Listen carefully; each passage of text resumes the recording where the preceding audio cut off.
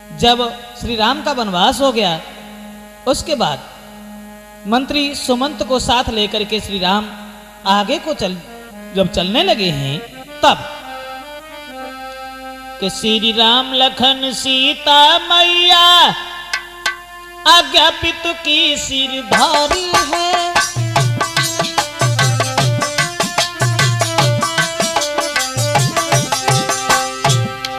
श्री राम लखन सीता मैया आज्ञा पितु की सिरधारी है।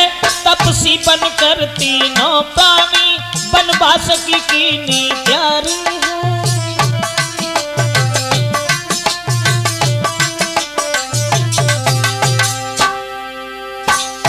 वनवास के लिए ये तीनों प्राणी चले हैं। निषाद राज से मिल करके मंत्री सुमंत को समझाया। धीरज दे के श्री रघुबर ने रथ लेके वापस लौटाया।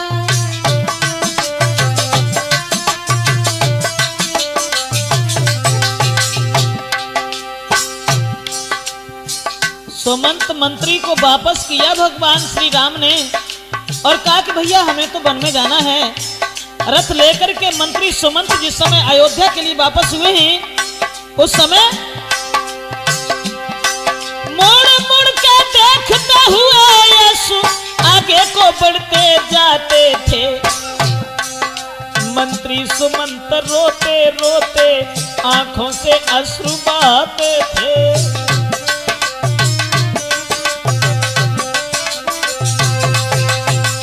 दोस्तों, सुमंत मंत्री को वहां से वापस किया है भगवान श्री राम ने और अपने भाई अर्थात सीता को साथ लेकर के आगे को बढ़े हैं। इधर सुमंत मंत्री तो चले आते हैं। भगवान श्री राम जब आगे बढ़े और इधर मंत्री मन में अति हैरान हुई लौटे अपने धाम। उतके बट के पास में पहुंच गए श्री राम। गंगा को पार करने हेतु केवट के पास पहुंच गए तो तुलसीदास ने ये लिखा कि मांगी नाव। भगवान श्री राम ने कि मांगी नाव न केवटुआना और कहिए तुम्हार मरम मही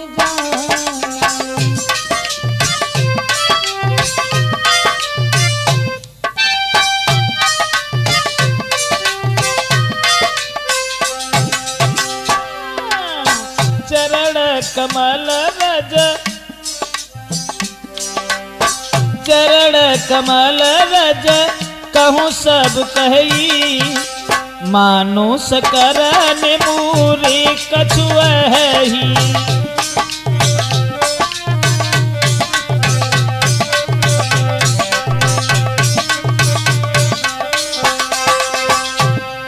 तुलसीदास ने लिखा कि मांगी नाव न, यहां पर दो अर्थ हैं ऋषि के, कि मांगी नाव न केवटुआना, यानी भगवान श्री राम ने नाव नहीं मांगी।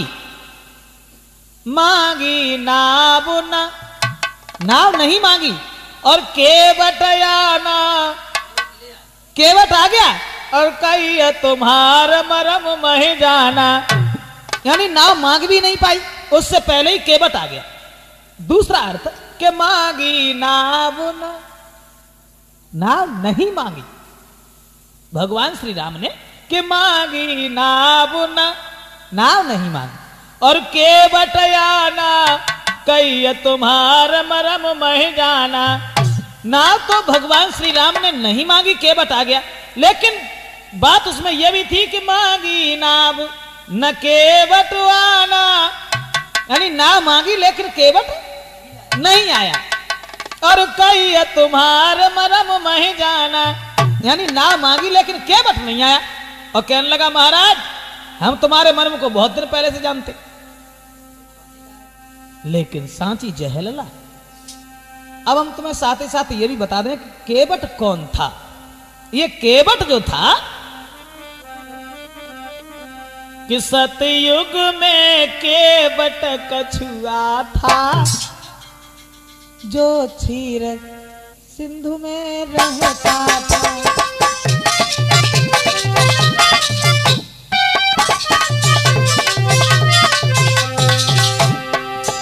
सतयुग में केवट कछुआ था, जो क्षीर सिंधु में रहता था। कछुआ का तन उसका ये, पर भक्ति में समय बिताता था।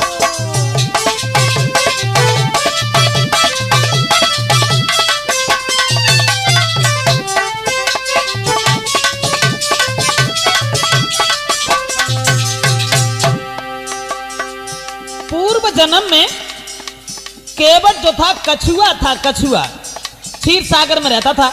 लेकिन एक दिन केवट के उस कछुआ के हृदय में एक भावना बनी। एक बार कछुआ दौड़ा अपने मन में धीरज धर के,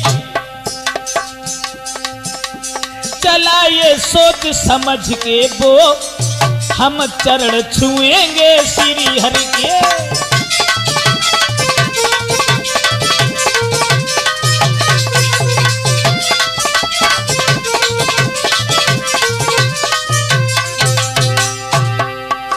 कछुआ तो जरूर था, लेकिन भगवान का भक्त था।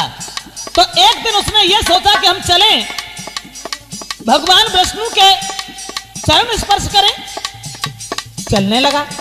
शेषनाग की सैया पर विष्णु भगवान सो रहे थे, लेकिन कछुआ जब शेषनाग के ऊपर चढ़ने लगा, पर शेषनाग ना पहुंच सके उस कछुआ के आचरणों तक। मारी फुसकार गिरा कछुआ ना पहुंच सका हरि चरणों तक।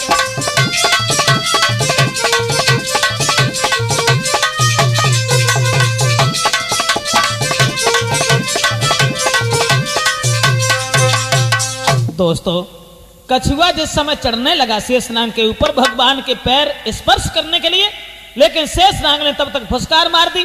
कछुआ नीचे गिर गया, और जब नीचे गिर गया आखिरी सांसें भरने लगा शेषनाग की फुसकार से। कछुआ मन ही मन में सोचने लगा कि मेरे मन की मन में रही, छोए ना पाए चरण श्री हरि के।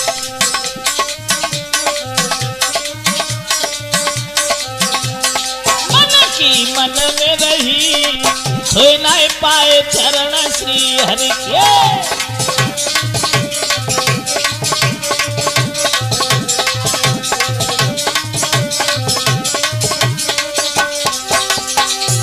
कछुआ नीचे तड़प रहा है, अपनी जिंदगी की आखिरी सांसें भर रहा है, लेकिन विष्णु भगवान ने एक वरदान दिया। हे कछुआ, तूने पैर छूने का प्रयास किया, लेकिन पैर नहीं छू पाए। कछुआ, केवट बने तू त्रेता युग में। भगवान ने बताया, केवट बने त्रेता युग माही, बन के राम आए तेरे याही। भक्ति तेरी सफल भई, छुई न सके चरण श्री हरि के।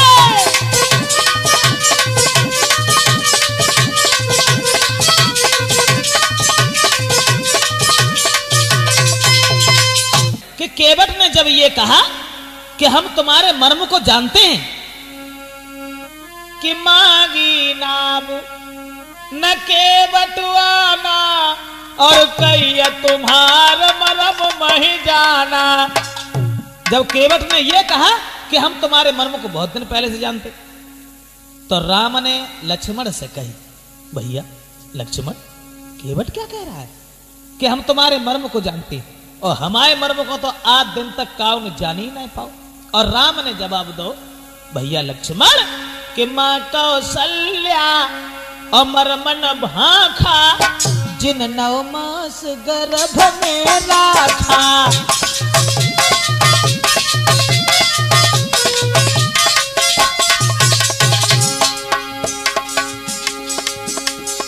माँ कौशल्या मरम न भाखा, जिन 9 मास गर्भ में राखा, जिन 9 मास।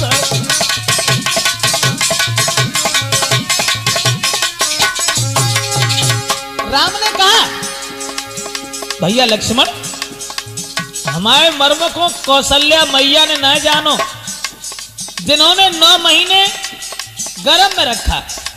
छोड़ो, दशरथ पिता मरम जो पौते, प्रणत जी मोई बन कौन पठौते, प्रणत जी मोई बन।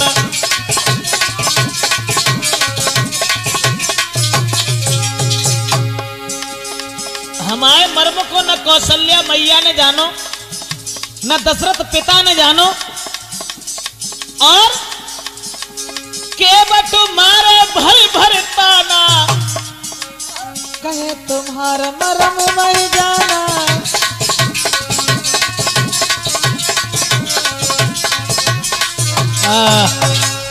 राम ने लक्ष्मण से इशारा किया, लक्ष्मण भैया हमारे मर्म को आज दिल लो काउन ना जानो, न कौशल्या मैया ने, न दशरथ पिता ने, अरे जनक ने भी नहीं जाना।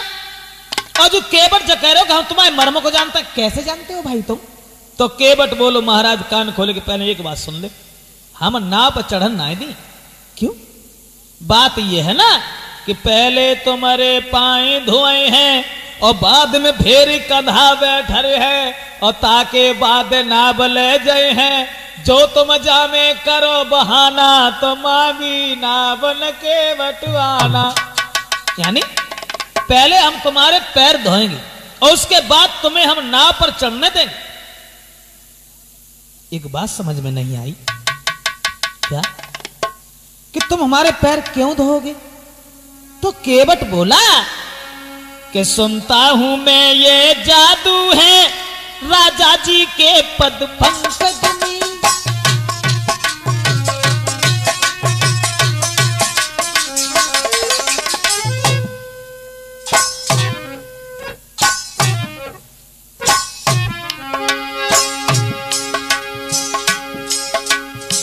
केवट ने बताया सुनता हूं मैं ये जादू है राजा जी के पद पंकज में। पत्थर में जान डालने की शक्ति है महान इन चरणों में।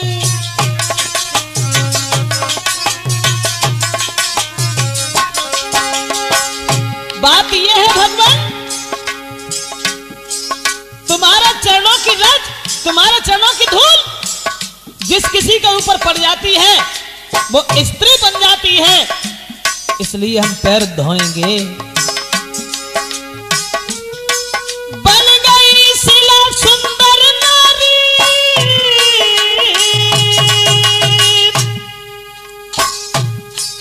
गौतम ऋषि की पत्नी बन गई शिला सुंदर नारी। चरणों की धूल के लगते ही जड़ में चेतना आती है, उस जीवन मूर्ख लगते ही।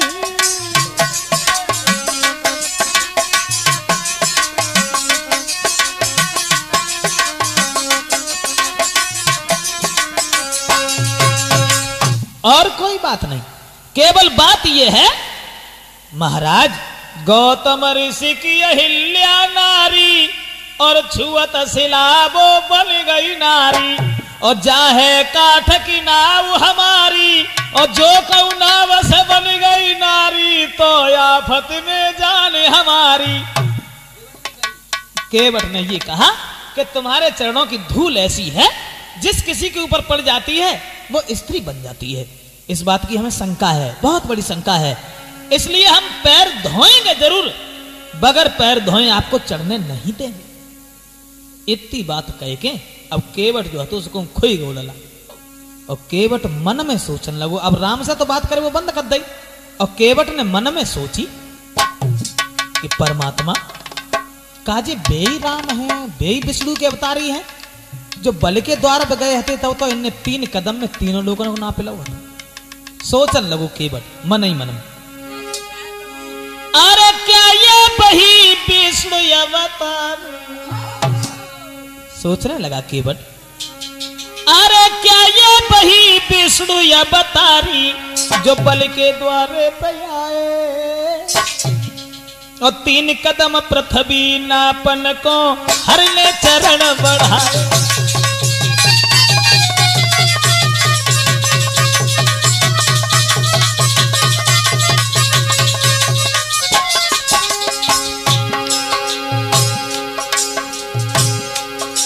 क्या ये वही भगवान है? बल के द्वार पर बहरोचन का पुत्र जो बल था, उनके द्वार पे 3 कदम धरती नापने के लिए जब 3 कदम में तीनों लोगों को नाप लिया, अरे 3 लोग नहर ने नापे। सोचने लगा केवल 3 कदम नहर ने नापे, आज नंगे नए गंगा। जब 3 कदम में 3 लोग नाप ले तो गंगा जी कितनी चौड़ी थी। अरे 3 लोग नहर ने नापे, आज नघे नए गंगा। नाव के पीछे खड़े किनारे प्रथम मचाए रहे गंगा।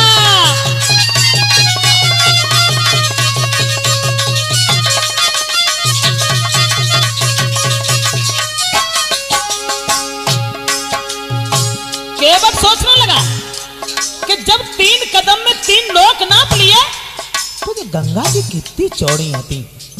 1 कदम जाओ धत्ते, दूसरो बार धत्ते गंगा जी के पार हो जाते, चले जाते। लेकिन फिर दिमाग में एक बात और आई, होते अकेले तो कड़ जाते, अरे होते अकेले तो कड़ जाते, पर संग में सीता नारी। केवट सोचने लगा, अरे होते अकेले तो कड़ जाते, पर संग में सीता नारी। कैसे उतरे पार संग में भ्राता से सया बतारी।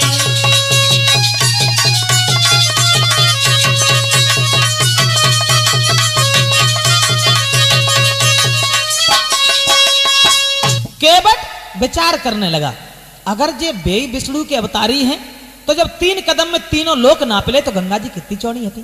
फिर जो सोची, अकेले होते तो उतरियू जाते, अब सीता जी संग में है, लक्ष्मण साथ में है। अब मुश्किल इस बात की है कि अगर सीता जी को पार उतारें तो कैसे उतारें। फिर बाने मन में एक बात और सोची केवट ने कि सीता को गोदी ले लेते, अगर जाओ के कदम बाहर धत्ते तो सीता को गोदी ले लेते, लखन लाल की भुजा गही लेते।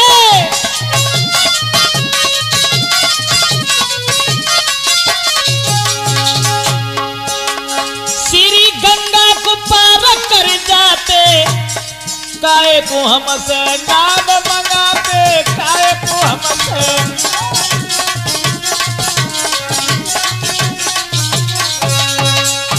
अब केवट ने मन में सोचा, कहा कुछ नहीं, सोचने लगा अगर सीता जी, और मतलब यह है कमर तक अगर जल है तो वह स्त्री को नहीं जाना चाहिए क्योंकि उसका पतिव्रत धर्म नष्ट हो जाता है। इसलिए सीता को गोदी ले लेते और लक्ष्मण की कलाई पकड़ लेते, गंगा से पार हो जाते। नाव क्यों मंगवाते हमसे व्यर्थ में। फिर मन में एक बात और सोची केवट ने, अब सीता को गोदी कैसे ले लेते, लक्ष्मण की कलाई कैसे पकड़ लेते राम। क्यों, बात यह है ना कि जल से वरुण देव निहारे,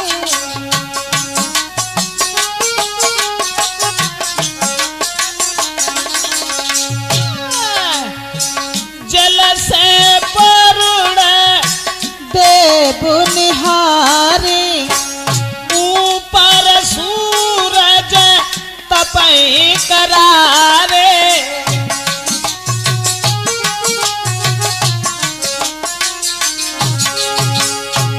केवट सोचने लगा, नीचे जल में वरुण देवता देख रहे हैं, ऊपर सूरज देख रहा है,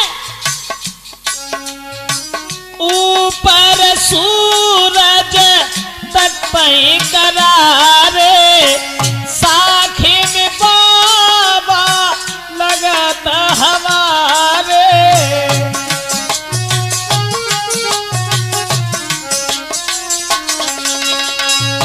केवट सोचने लगा, अब सीता को गोदी तो ले लेते, लेकिन नीचे वरुण देवता देख रहे हैं, ऊपर सूर्य देख रहे हैं, भला ऐसे में लाज कौन त्याग देगा, कौन अपनी अर्धांगिनी को गोद लेगा, इसलिए ये हमसे नाव मंगवा रहे।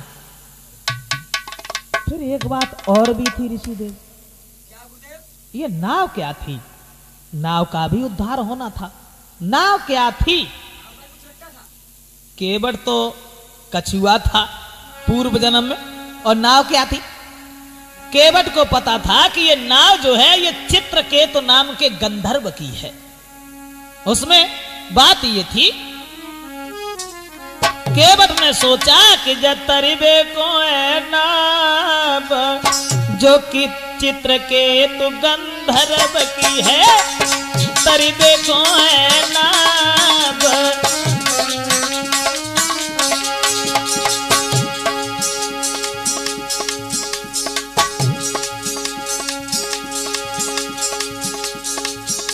मन में सोचा, ना ही गंगा जी को लांघे, ना सीता को गोद उठावे, जब बैठेंगे श्री राम जो चित्रकेतु गंधर्व की है।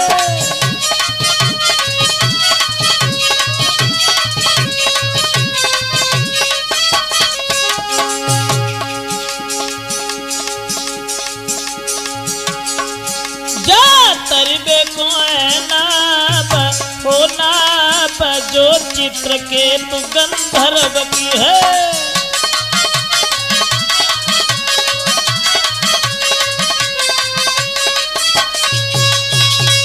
केवट सोचने लगा, अब गंगा जी को पार तो वैसे कर जाते, सीता को गोदी लेकर निकल जाते, लेकिन ये नाव का भी उद्धार होना है।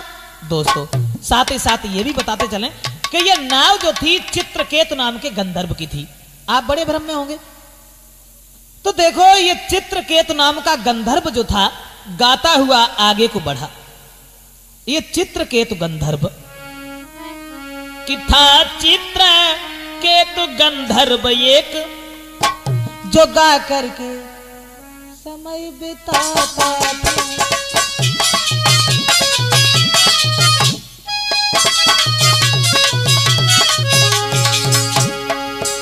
ये कहानी है ये त्रेता की जो सबकी प्रशंसा गाता था।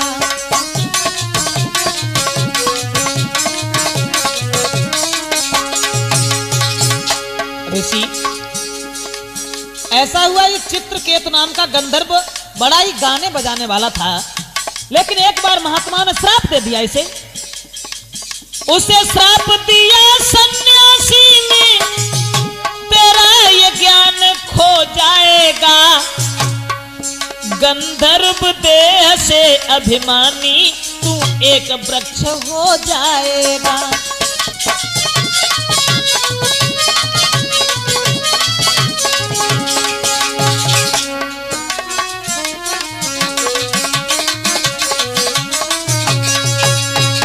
किसी कारणवश महात्मा ने श्राप दे दिया और ये कहा कि चित्रकेतु तुझे अपने ऊपर अभिमान है, घमंड है, मैं तुझे श्राप देता हूं कि तू वृक्ष बन जाएगा। और जब ये कहा कि वृक्ष बन जाएगा तो चित्रकेतु रोने लगा और कहने लगा कि महाराज जब मैं वृक्ष बन जाऊंगा भला मेरा उद्धार कैसे होगा। तो महात्मा ने कहा कि उद्धार तुम्हारा तब होगा चित्रकेतु, त्रेता युग में केवट तेरे वृक्ष को कटाइए।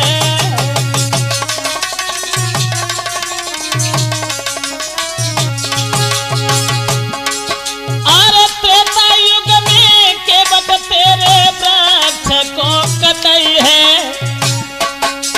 और चित्रकेतु वो केवट बाकी नाबू बन गई है।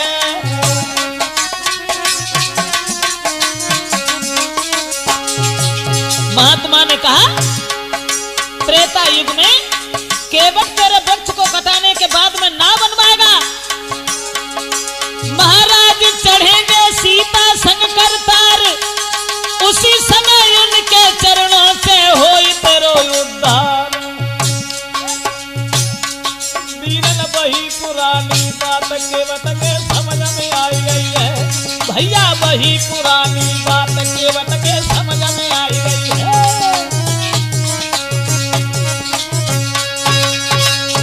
अब तो दोस्तों केवट ने समझ लिया कि नाव का भी उद्धार होना है।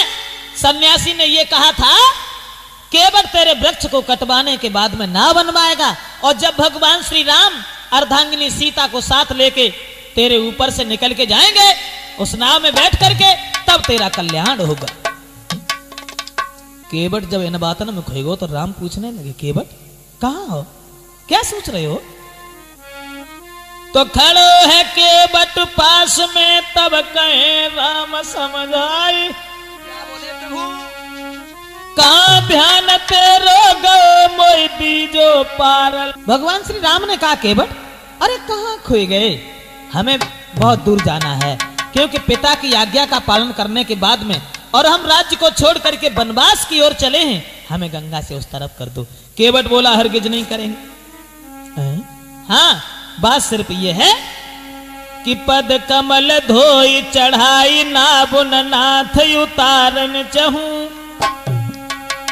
मोय राम राउरियान दशरथ शपथ सब साची कहूं। केवट कहने लगा, बर तीर मारहूं लखन पे, जप लागिन पार हूं, और तब लागिन तुलसीदास नाथ कृपाल पार उतारी हूं। केवट कहने लगा, चाहे कुछ भी करो लेकिन बिना पैर धोए हम चढ़ने नहीं देंगे। अब मुश्किल केवल इस बात की है कि तुम्हारे चरणों की धूल जिसके ऊपर पड़ जाती है वो तुरंत स्त्री बन जाती है। मुख्य बात केवल एक है कि चाहे काठ की नाव हमारी, जो कहूं नाव से बन गई नारी। कल से धंधो बंद हो जाए, तुम्हारे चरण की धूल अगर जो पड़ गई, जो कहूं नाव से बन गई नारी, तो आफत में जाने हमारी, तो आफत में।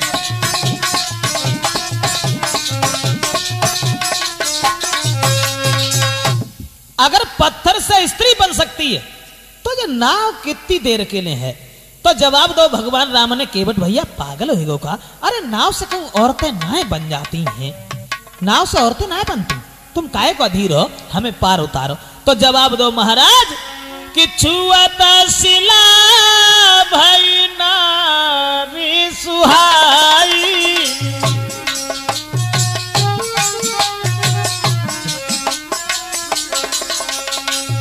केवट कहने लगा, प्रभु छुअत शिला भई नारी सुहाई, छुअत शिला भई नारी सुहाई, छुअत शिला भई नारी सुहाई,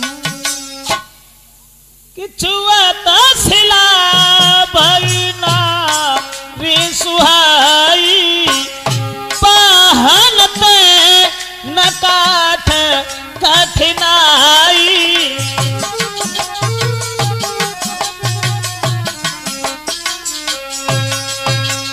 महाराज जब पत्थर से स्त्री बन सकती है तो पत्थर से काठ कठिन ना हो तो है, कमजोर होता है, और जब पत्थर से औरत बन सकती है तो काठ से औरत बहुत जल्दी बनेगी, इसलिए हम जाने नहीं देंगे।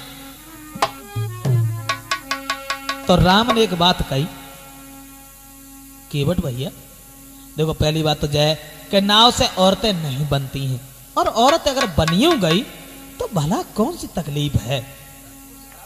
हाँ, अगर नाव से औरत बनी गई तो पहले नारी ये नहीं बने, और बन जाए तो क्या है रानी।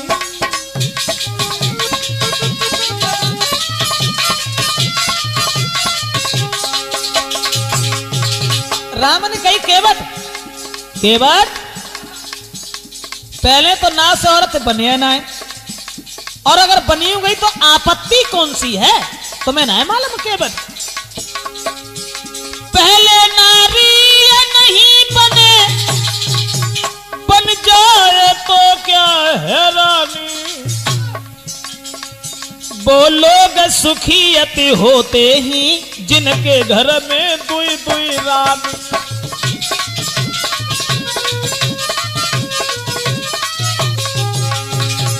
केवट वे लोग बड़े भाग्यशाली होते हैं जिनके घर में दुई औरतें होती है। राम ने कही अगर नाव से औरत बन गई तो तुम्हारी सब आपत्ति कट जाए। केवट तुम्हें ना मालूम, जो नाव से नारी बन भी गई तो तेरी आफत कट जाएगी। कैसी? और एक करे सेवा तेरी, एक भोजन लेके आवेगी।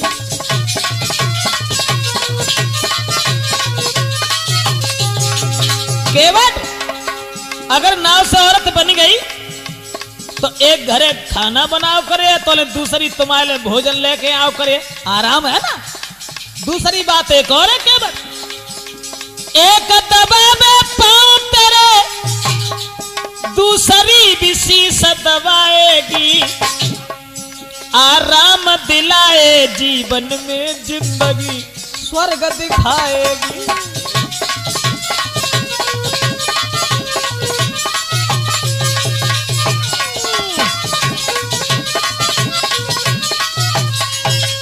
केवट पहले तो देखो नाव से स्त्री बने ना है, और नाव से अगर स्त्री बन गई तो फिर सुख ही सुख है। क्योंकि घर में अगर दो औरतें हैं, एक कचू करे एक पाए दाबे तो एक सर दाबे, है ना। हाँ आराम ही आराम है। तासा तुम हमें उस तरफ करो। तो केवट बोलो महाराज बुरा न लगे तो कहें कुछ बोलो। केवट ने जो कही महाराज जो बनी नाव से नारी यदि तो आपत्ति सब कट जाएगी। अब देख केवट ने जो कही कि महाराज तुम जो कह रहे कि आपत्ति कट जाए, लेकिन थोड़ा ध्यान दो मेरी तरफ। जो बनी नाव से नारी यदि आपत्ति सब कट जाएगी। एक दबावे पाँव दूसरी जल के गलो दबावेगी।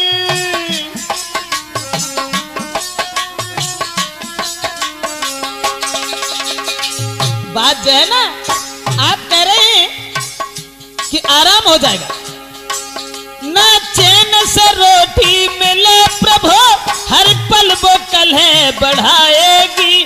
10-10 दिन रोटी नहीं मिले जिंदगी स्वर्ग दिखाएगी।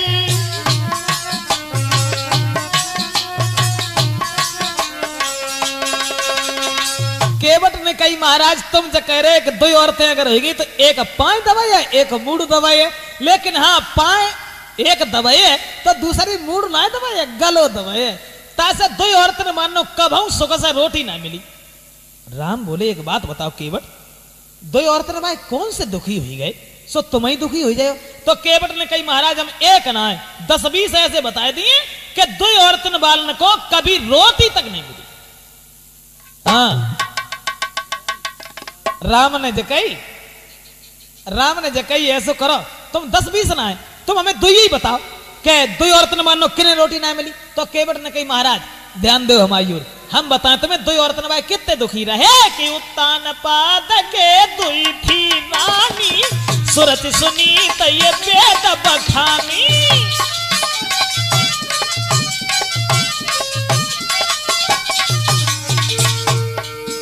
ध्यान करो उत्तान पाद की ओर, उत्तान पाद के दो रानी थी, एक ध्रुव बनवास पठाए, एक ने राजा बहुत सताए, एक ने राजा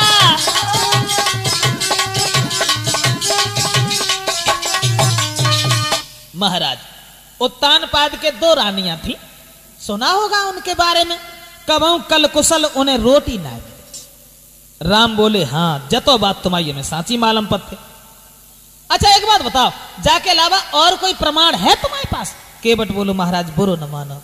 तो कहे हाँ बोलो महाराज कि कहे तो राम और मोय डर लगे भारी, तुम्हारे नाथ तीन महातारी, तुम्हारे नाथ तीन महातारी।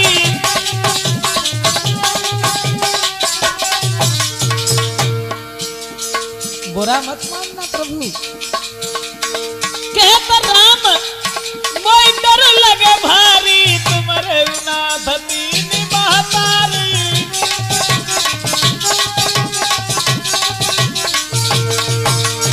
सोचा खुद सोचा, जो दशरथ नए ब्याहु रचोते, तो तुमको नए बन को पठाते।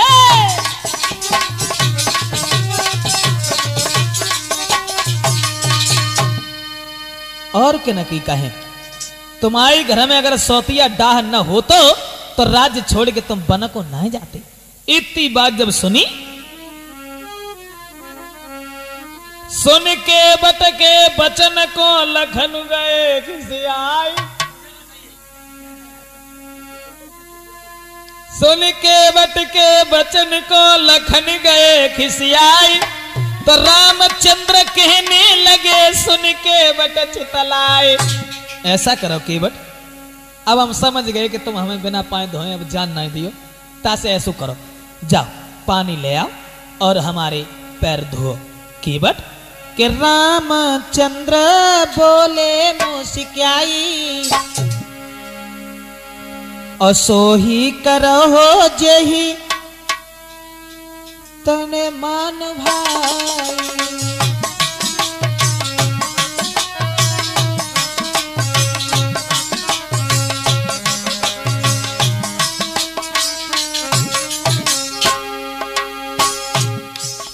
ऋषिदेव असमंजस की बात है, जब राम के पाए हते ना फिर वे चलता कैसे हते, और फिर हम लोग पहुंच कैसे गए? बात जाती कि राम के पैर तो थे लेकिन राम के पैर नहीं थे। कारण था ये, राम की जब शादी नहीं हुई थी उससे पहले तो पैरों की सेवा लक्ष्मण किया करते थे, और शादी हुई कि जब आई सीता जी के साथ में तो राम के पैरों की सेवा सीता जी करने पहुंच गई। लक्ष्मण ने कहा कि बस भाभी हमसे यही नहीं होगा, ये राम के चरणों की सेवा तो हम तुम्हें दे नहीं पाएंगे। विवाद बढ़ता चला गया, फैसला अदालत में पहुंच गया। कहां? गुरु वशिष्ठ के पास। और जब वशिष्ठ के पास पहुंच गया तो वशिष्ठ ने फैसला किया कि देखो एक पैर की सेवा सीता करेंगी और दूसरे पैर की सेवा लक्ष्मण करेंगे। तो एक पैर लक्ष्मण का था, एक सीता का था, राम के पैर नहीं थे। दोस्तों अब वहीं आ जाइए, जब मजबूर हो गए तो लक्ष्मण और सीता की ओर देखा और कहा कि अगर लक्ष्मण और सीता कह दें तो पैर धो लो, लेकिन उन्होंने नहीं कहा। तब भगवान श्री राम ने रामचंद्र बोले मुस्काई, सोई करहु जेही ना बन जाई।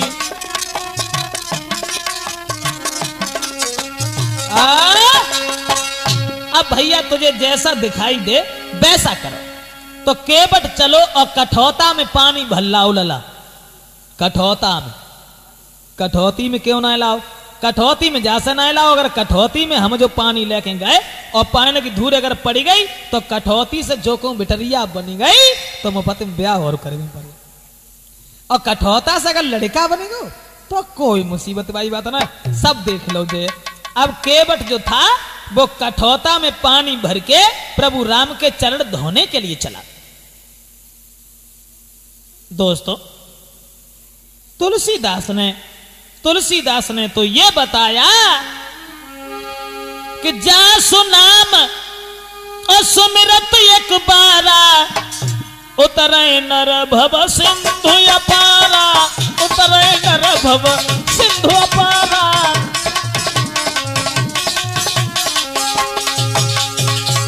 प्रभु का एक बार नाम स्मरण करने से संसार से आना जाना छूट जाता है। सोई कृपालु के बतही निहोरा, जय जग किए त्यों जय जग किए त्यों पदम थोड़ा जय जग किए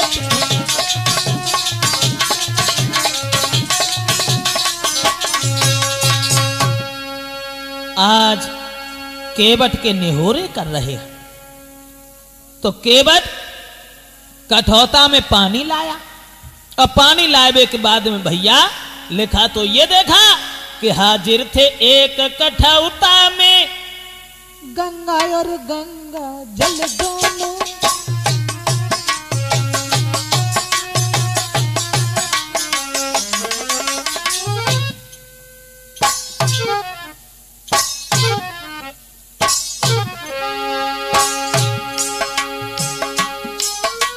हाजिर थे एक कठौता में गंगा और गंगा जल दोनों।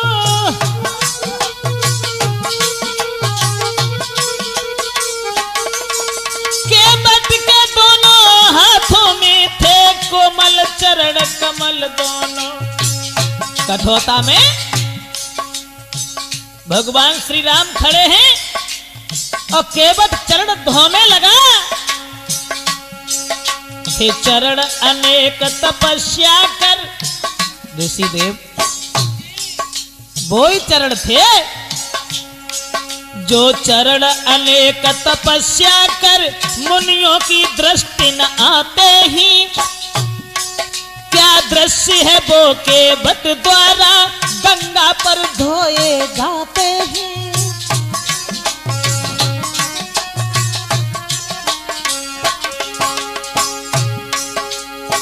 हजारों साल ऋषि महात्मा भगवान का स्मरण करते हैं लेकिन वो चरण दृष्टि में नहीं आते।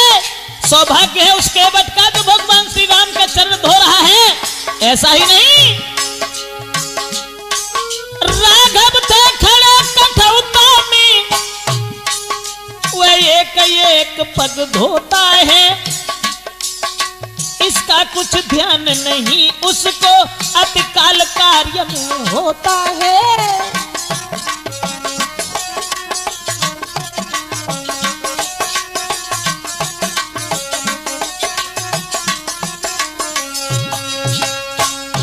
केवट भगवान श्री राम के चरण धोने लगा कठौता में पानी करने के बाद। अब उसे यही ध्यान नहीं रहा कि हमें कितनी देर हो गई, कितनी देर हो गई। तो प्रभु बोले समझो जरा समय हो रहा नष्ट। केवट एक पांव हम खड़े ही इसका भी है कष्ट। इसलिए बहुत जल्दी करो हमें वन में पहुंचना है। पिता की आज्ञा को सरोधारण करने के बाद में हम राज्य छोड़ करके जंगल की ओर बढ़े हैं। इसलिए भैया केवट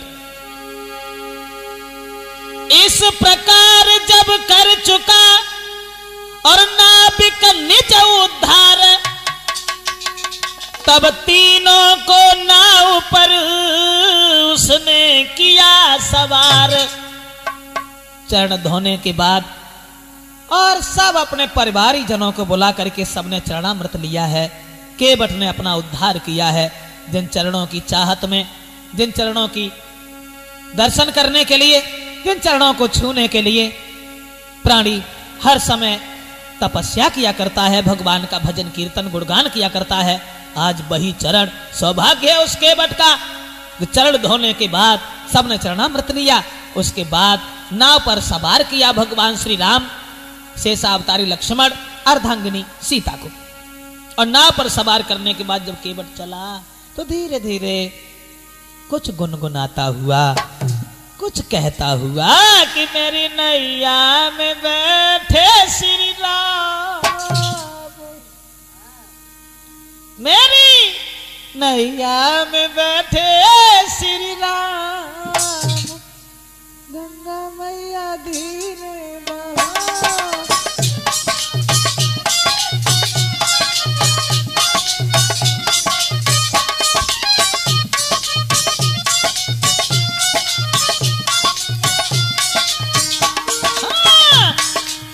धीरे बहो मेरी मात गंगा मैया धीरे बहो री मेरी नैया में बैठे श्री राम।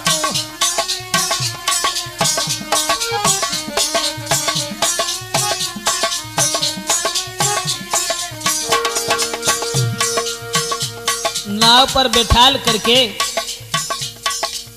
केवट चलने लगा और कुछ सोचता हुआ, कुछ गुनगुनाता गाता हुआ,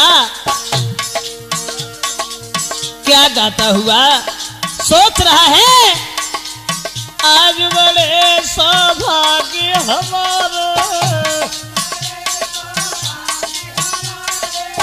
आज बड़े सौभाग्य हमारे,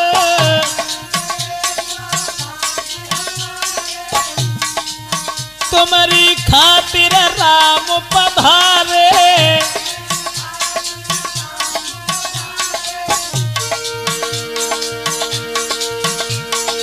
मेरे सिद्धि भय सब काम, गंगा मैया धीरे मोदी मेरी नैया में,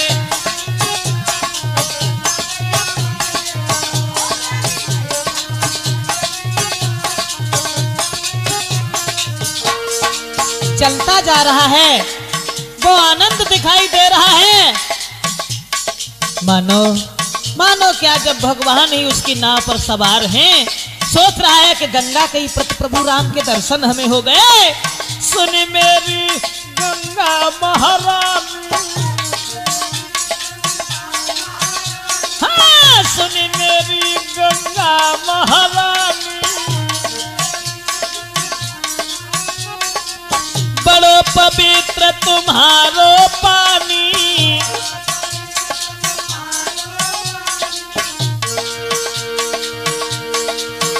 घर बैठे आई गए राम, गंगा मैया धीरे मोदी मेरी नैया में,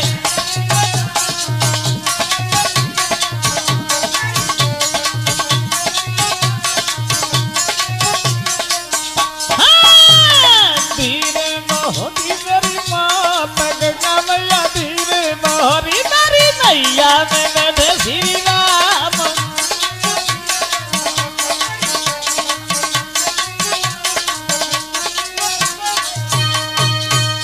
केवट तो कहता हुआ चल रहा था, लेकिन उसी समय अब गंगा ने भी दर्शन करने चाहे प्रभु राम के, तो कि जी भर कर दर्शन करने को प्रभु राम के, और जी भर कर दर्शन करने को धारा ठहराई गंगा ने,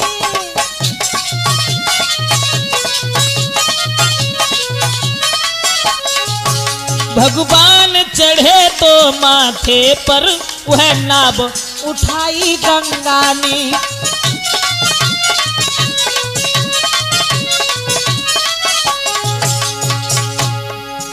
लेकिन लला ऋषि वो नाव, आहा नाव की क्या किस्मत थी, चलती थी राजबधू सी वो नाव, चलती थी राजबधू सी वह, बिछ रहा बिछोना जल का है, प्रभु बन भर का भार, मगर वह भार कमल से हल्का है,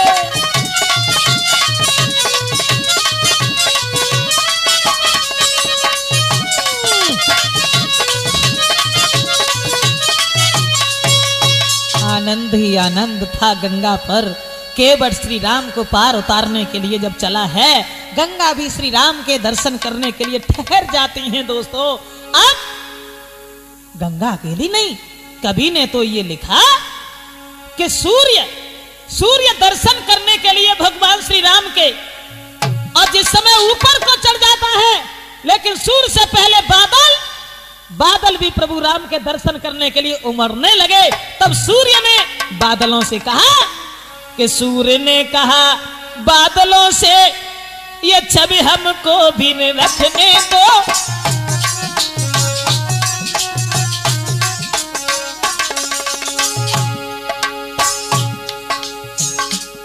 सूर्य के नीचे जब बादल उमड़ने लगे तो सूर्य आवाज लगाने लगे, अरे बादलों, अरे हमें भी देख ले दो ये सौंदर्य भगवान श्री राम का। सूरज ने कहा बादल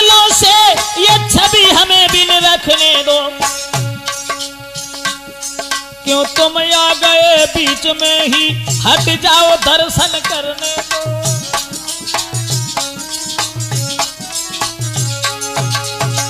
सूरज ने कहा बादलों से, अरे बादलों इधर उधर हट जाओ, देखने दो भगवान श्री राम को। बादल चिल्ला करके बोले, अरे सूर्य, उत्तर में बादल गरज उठे,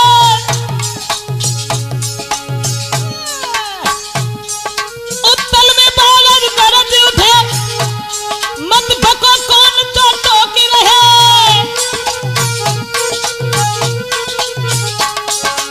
बादल बोले, उत्तर में बादल गरज उठे, मत भको कौन हो टोकी रहे। हम दर्शन करने आए हैं, दर्शन को हमसे रोकी रहे।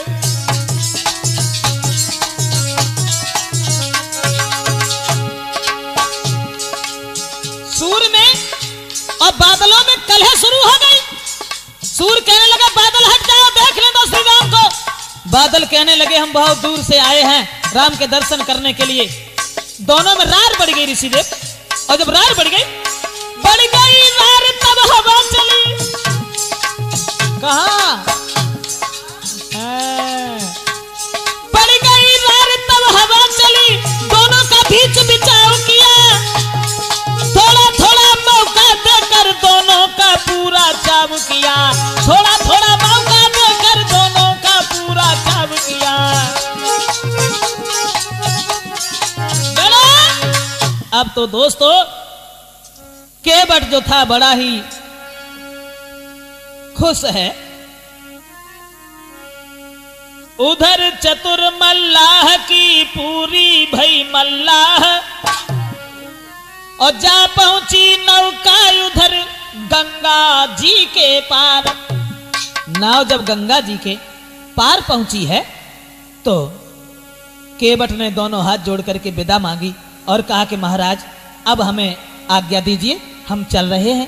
तो केवट को जाते हुए देख करके अब राम के हृदय में एक भावना बनी कि केवट को हम उतराई में क्या दें, मेरे पास तो कुछ है ही नहीं, वन की ओर जा रहे हैं।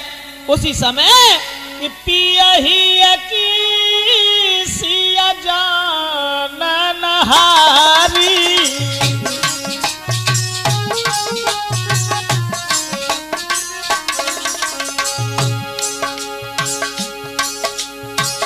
पियही की सिया जानन हारी, मणि मुदरी मन मुदी तायुतारी।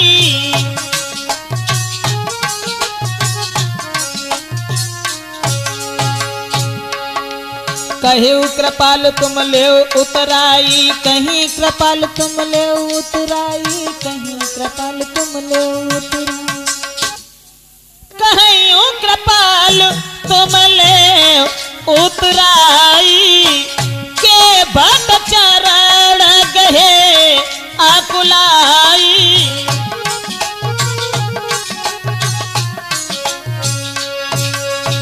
तो पियही की सिया जानन हारी, यानी पति के हृदय की बात को समझने वाली सीता, उन्होंने समझ लिया कि राम के हृदय में भावना यह है कि केवट को उतराई में क्या दे, तो मन मुदरी मन मुदिता उतारी, हाथ से अंगूठी उतार करके राम को दे दी। राम ने केवट को दी और कहा कि भैया अपनी उतराई ले ले। तो केवट कहने लगा प्रभु माफ करना, मल्ला मल्लाह से कब हम उतराई ना ले, हम कैसे उतराई ले ले। तो लक्ष्मण सोचने लगे जे कौन सी गंगा जी पे या नदी पे नाव चलाते हैं मल्लाह है। तो केवट ने कहा शंका न करो लक्ष्मण, हमने तो गंगा जी से पार किया इन्हें, लेकिन ये प्राणी को भवसागर से पार करते हैं। प्रभु जब हम तुम्हारे दरबार में आ जाएं तो हमसे उतराई मत लेना, हमें पार लगा देना, और अगर उतराई देनी है तो अभी नहीं, 14 साल के बाद जब वनवास से घर की ओर जाओ तब आपकी जो मर्जी हो वो देके चले जाना। अब केवट ने दोबारा फिर बुलाने का इंतजाम कर लिया। इस तरह से दोस्तों भगवान श्री राम केवट का उद्धार करने के बाद में अर्धांगिनी सीता लक्ष्मण को लेकर के चित्रकूट की ओर बढ़ते हैं। क्षमा करें, राजपूत कैसेट में यह प्रोग्राम जो हमने आप तक पहुंचाया केवट संवाद के नाम से, आशा है आगे रामायण के प्रोग्राम हम और भी आप तक पहुंचाएंगे राजपूत कैसेट में कि सीताराम सीताराम सीताराम।